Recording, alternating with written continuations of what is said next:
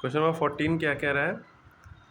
A lawn of length 60 metre and width 45 metre has two path of uniform width 3.5 metre crossing each other as shown in the figure 12.8. Find the area of the remaining portion of the field. ये जो figure आपको बना दिख रहा है, तो पहली बात ये रेक्टेंगल है, देखिए ये लेंथ है, ये ब्रेथ है. तो पहले हम इस पूरे लॉन का एरिया निकालेंगे, यानी इन दोनों को मल्टीप्लाई करेंगे. एरिया ऑफ रेक्टेंगल फॉर्मूला लगाएंगे, लेंथ इंटू ब्रेथ. कह रहे हैं ये लंबाई है, ये चौड़ाई है, विड्थ माने चौड़ाई होती है ना, तो इन दोनों को मल्टीप्लाई कर दिया. फिर कह रहे हैं इसके अंदर दो रास्ते हैं. पाथ माने होता है रास्ता. एक रास्ता ये जा रहा है, एक रास्ता ये जा रहा है. साथ में देने की जितना हिस्सा कॉमन है दोनों में. तो पहले ये जो रास्ता जा रहा है इसमें ये देखिए लेंथ क्या है, ये जो लेंथ है इसकी 60 है, तो ये भी लेंथ, इस रास्ते की भी लेंथ 60 हो गई. ठीक. फिर ये जो चौड़ाई है ये 3.5 है. लिखा है ऐसे कि समझ में नहीं आ रहा है. ठीक है, तो ये अलग निकाल के इसका एरिया निकाल लेंगे. फिर एक ये रास्ता ये है, इसकी लंबाई कितनी है, फिर ये समझ लीजिए जो चौड़ाई थी यही लंबाई बन जाएगी. ये 45 थी, अब इस रेक्टेंगल के लिए ये 45 और ये चौड़ाई इसकी 3.5.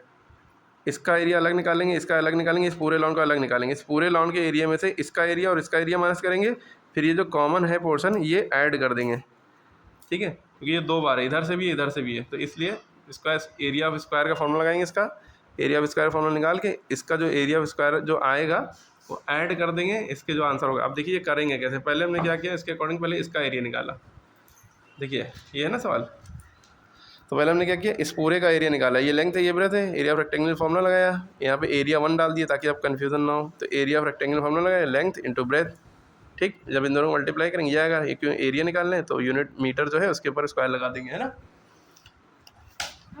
उसके बाद क्या है, हमें दिख रहा है ये पट्टी है ना, याली पट्टी है. याली पट्टी हमने उतारी क्योंकि ये रास्ता है ना, पाथ है.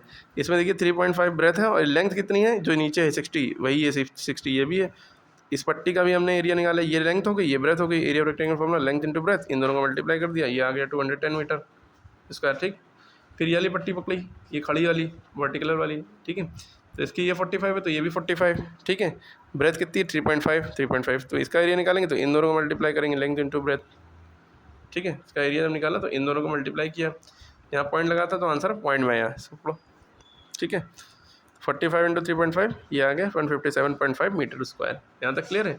फिर ये दोनों एक के ऊपर ओवरलैप कर रहे हैं, तो यानी इतना हिस्सा कॉमन हो रहा है. ठीक है, जब हमने ओवरलैप किया तो इतना हिस्सा कॉमन हो रहा था.